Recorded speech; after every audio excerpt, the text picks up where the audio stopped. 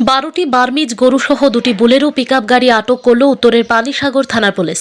রাতের আঁধারে অবৈধভাবে বার্মিজ গরুর পাচার বাণিজ্য অব্যাহত রেখেছে গরু মাফিয়ারা। জানা যায় গতকাল অর্থাৎ বৃহস্পতিবার গভীর রাতে 2টি বার্মিজ গরু বোঝাই বুলেরো পিকআপ গাড়ি আটক করে রামনগর দেউছড়ার স্থানীয় একদল যুবক। মারধর করা হয় গাড়ি চালক ও সহচালককে। পরবর্তী সময় অবস্থা বেগতিক দেখে স্থানীয়রা জড়ো হয়ে খবর দেন পানিসাগর থানা ও দমকল অফিসে। খবর পেয়ে ঘটনাস্থলে উপস্থিত হয় পানিসাগর থানার ওসি সুমন্ত ভট্টাচার্য সহ দমকল কর্মীরা।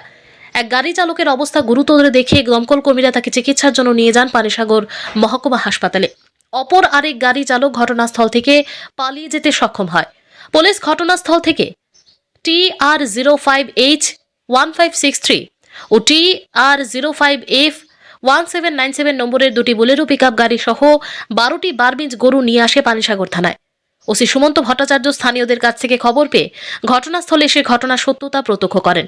উনি জানান, স্থানীয়রা যদি কোনো অভিযোগ থানায় লিপিবদ্ধ করেন তবে উনি শক্ত হাতে তদন্তে নামবেন, নতুবা একটি সমন আইনে মামলা নিয়ে তদন্ত শুরু করবেন। বর্তমানে বুলেরো গাড়ি দুটিকে নিজ হেফাজতে নিয়ে 12টি বার্মিজ গরুগুলোকে যুবরাজনগরের কালিকাপুর স্থিত বাবা গোরক্ষনাথ গোশালায় হস্তান্তর করা হবে। তাকে দিয়ে দেবো, কারণ আমাদের রাখার কোনো ব্যবস্থা নেই।